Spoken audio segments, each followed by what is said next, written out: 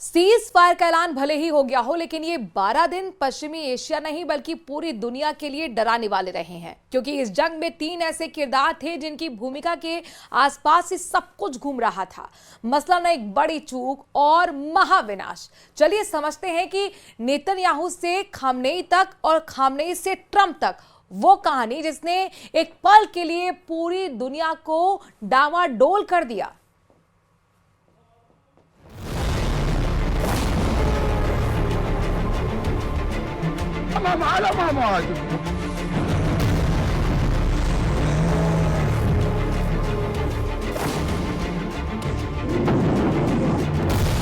जब महायुद्ध की आहट से कांप उठी दुनिया,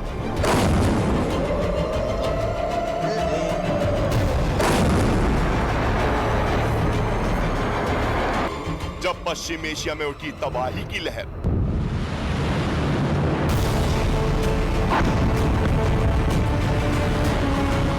तीन बड़े किरदार, 12 दिन का वॉर।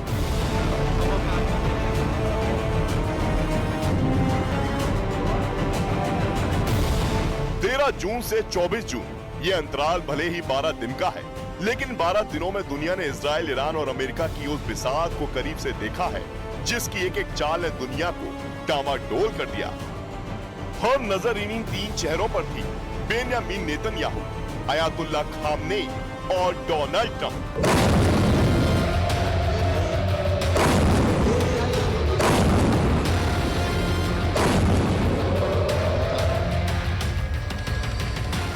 जून 2025, ऑपरेशन राइजिंग लायन का आगाज। टारगेट ईरान की न्यूक्लियर साइट्स और आर्मी बेस।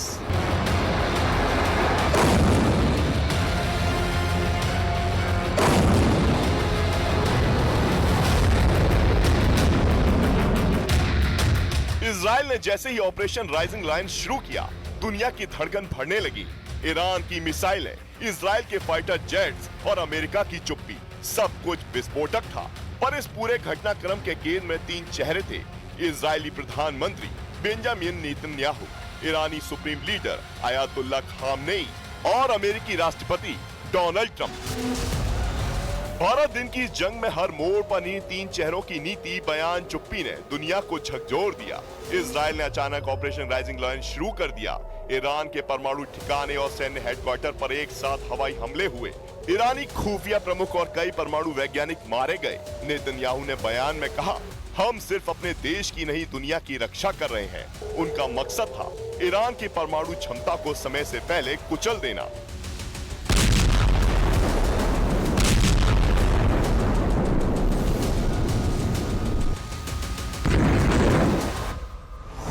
चौदह से 15 जून, ऑपरेशन ट्रू प्रॉमिस 3, खामनेई का पलटवार और चेतावनी।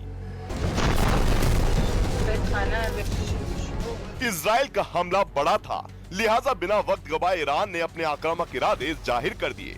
ऑपरेशन ट्रू प्रॉमिस 3 की शुरुआत हुई और इजराइल पर ताबड़तोड़ हमले किए गए। तेल अवीव, हाइफा, बीयरशेवा पर 100 से ज्यादा मिसाइलें दागी गईं। इजराइल का आयरन डोम कुछ मिसाइलें रोकने में कामयाब रहा, लेकिन इजराइल को भारी नुकसान उठाना पड़ा। 15 जून को अयातुल्लाह खामनेई ने पहली बार राष्ट्र को संबोधित किया। इस बार जंग छेड़ी गई है और इसका जवाब इतिहास याद रखेगा। खामनेई इस बार कूटनीतिक नहीं, सामरिक मुद्रा में थे। 16 से 17 जून, नेतन्याहू बनाम खामनेई।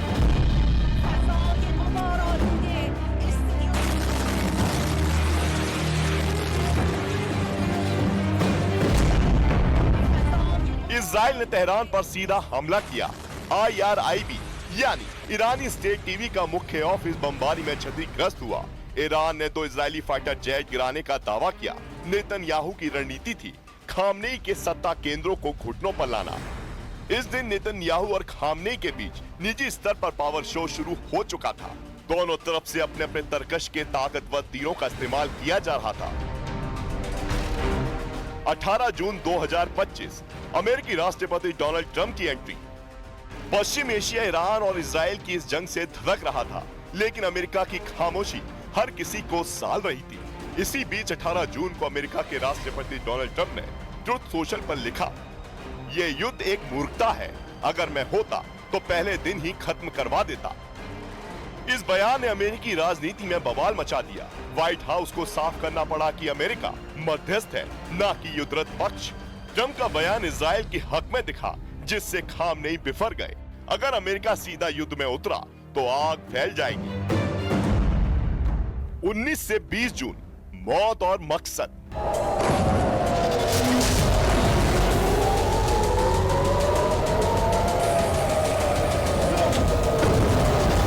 डोनाल्ड ट्रंप के रुख से तिलमिलाए ईरान ने अपने बारूदी कारखाने से मारक हथियारों को निकालना शुरू कर दिया। ईरान ने फतह-1 और सर्जिल जैसी सुपरसोनिक मिसाइलों से इजराइल पर हमला कर दिया। जवाबी कार्रवाई में इजराइल ने ईरान के 6 एयरबेस तबाह कर दिए। 20 जून को नेतन्याहू ने सबसे बड़ा बयान दिया, खामनेई की हत्या के विकल्प का बयान। जंग तभी रुकेगी जब खामनेई नहीं रहेंगे। इजरायली हमलों में ईरानी सेना प्रमुख अली शाहमानी और defence staff chief Ghulam Ali Rashid मारे गए। इजराइल का मकसद अब रक्षात्मक नहीं, लीडरशिप टारगेटिंग था।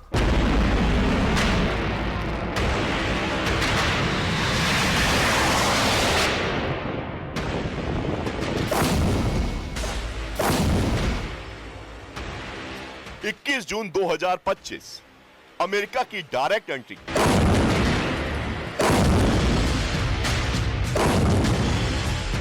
लेकिन इस जंग में सबसे बड़ा मोड़ उस वक्त आया जब नेतन्याहू और खामनेई के बीच छिड़ी वर्चस्व की जंग में अमेरिका की डायरेक्ट एंट्री हुई। खामनेई की धमकी के बावजूद अमेरिकी B-2 स्टेल्थ बॉम्बर्स ने फोर्टो नतांज और स्फाहान में ईरान के परमाणु ठिकानों पर हमला किया और दावा किया गया कि ईरान के परमाणु कार्यक्रम को तबाह कर दिया गया।